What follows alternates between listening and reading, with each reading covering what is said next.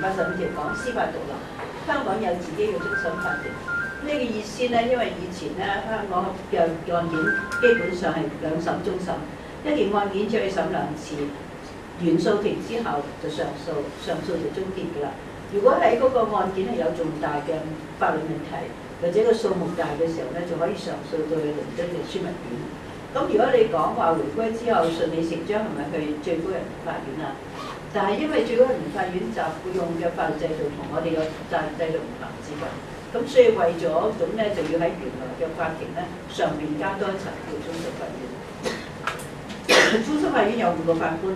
有4個係本地法官，1個係外來嘅法官。外來法官咧係佢哋輪流嚟嘅，佢有一個名單請佢哋嚟咧處理兩個禮拜或者乜嘢咧，係處理啲案件。聽完咧就走㗎啦，寫好判詞咁佢哋就走㗎啦。咁點解要有一個外來法官咧？因為咧當時咧就因為既然係普通法嘅司法管轄區咧，所以希望同其他普通法嘅地區咧有個聯繫啊。咁所以咧就請外邊啲法官咧都嚟參加審判。第二咧係當時咧大家咧對呢個司法制度係相當有信心，因此咧就話如果我哋完全係本地法官咧，驚住會受到影響啦。點解會揾外邊揾一個法官嚟有咩用咧？就係話我哋嘅法官咧係可以每人自己作去判詞嘅。通常案件如果意見一致咧，咁就係最主要個法官寫咗好長嘅判詞咧，然之後第二個法官話我同意，咁第三個法官話我同意，咁就得㗎啦。但係譬如個法官佢有自己嘅意見㗎啦，可以自己另外寫一份嘅。如果呢個外來法官作出嘅裁決咧，係比其他4個法官係更有道理嘅話咧，咁人哋外邊會睇啦啊，香港咧嗰啲即係叫啲法官咧嘅水平唔得啦，或者佢哋係咪受到影響咧咁所以從嗰方面嚟講咧，係就話我哋香港就自己咧係保留咗有呢個終審法院咧，係完全一個新嘅設施嚟嘅。嗱，第48條咧，外籍人士可以擔任各級法院嘅法官。法官判案嘅時候可以參考其他普通法地區嘅事例。有咩唔同咧？以前咧，因為倫敦嘅樞密院咧，佢嘅裁決咧係對香港法庭有約束力嘅，即係你必須要跟佢嘅。但係而家咧，我哋可以參考第二啲司法管轄區，包括樞密院嘅裁決。咁所以呢個咧就係寫明咗算咧，保留咗呢個聯繫就咁解嘅。咁喺1997年7月1號嘅時候咧，我見到一個尼泊爾嘅法官佢，我覺得好出奇喎！我以為你哋入回歸之後咧，啲法官咧都係着嗰啲軍裝啊，咁好似綠色嘅馬來西亞軍裝咁喎。原來你啲法官仲係戴假髮，又着紅袍、着黑袍咁樣嘅咁即係呢個就係即係我話俾你知一國兩制就咁樣唔同啦。基本法第14條咧就係會話嗰個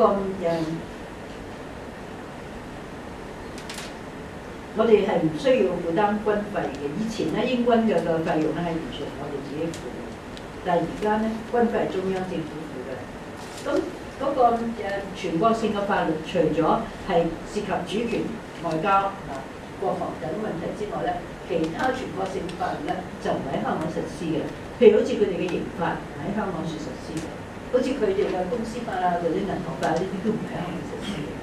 甚至保衞國家安全嘅法律都係由特區自行立法。呢個就係基本法23條啦。呢個特區應該自行立法咧，去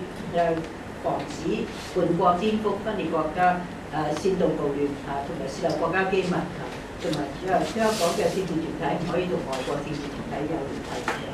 咁呢個本來係防衞國家嘅安全。邊個最知道需要啲咩法律去保護國家安全咧？咁應該係由中央嚟到立法嘅。但係亦都係明白香港嗰啲市民習慣咗嘅自由同埋生活方式咧，係同內地唔一樣，所以就話你哋自己自行立法去做呢個，其實對香港嚟講咧係一個保障嚟嘅，係一個。但係即係唔好彩就大家一講到23條嘅時候咧，即係認為23條我哋鉗制香港市民，呢個係錯嘅。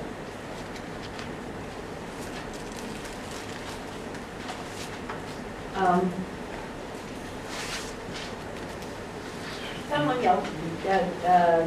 即係香港嘅政治制度咧，嗰個咧都係唔同，同埋哋唔同嘅。第三章基本法第三章咧就係講明公民享有嘅基本權利同自由，受到基本法嘅保障。所有法律面前人人平等，冇一個人應該因為佢嘅性別啊、血統啊、種族啊、宗教啊、信仰啊咁而受到歧視啊。又呢個所有嘅言論自由、集會結社自由、學術自由、生育自由、婚姻自由、旅行自由，係嘛？呢啲咧都係基本法第三章好詳細寫出嚟。仲有一條咧係基本法第39條咧，就話兩個人權公約同埋國際勞工公約咧喺香港原來適用嘅條文咧，繼續喺香港係有效，通過特區咧立法嚟到實施嘅。呢個係咩意思咧？1976年，英國將公民權利、政治權利國際公約，即係 ICCPR 同埋經濟、政治、文化權利公約咧，係伸展到香港嘅。但係一直咧都冇立法。公約喺一個地方嘅實施咧，唔係可以直接實施，係必須用立法、行政或者其他嘅手段，包括教育啊等等嚟到落實嘅。咁所以一直到1990年嘅時候，天安門事件以後咧，英國先至喺香港通過呢個人權法案條例，就讓呢個兩個人權公約咧係繼續喺香港生效。但係其實呢個問題咧好多爭議，有啲就話一個公約唔可以係國家俾一部分地區嚟到生效，咁所以呢個公約冇效嘅。咁有啲咧就話呢個公約咧係講話用法律以實施呢個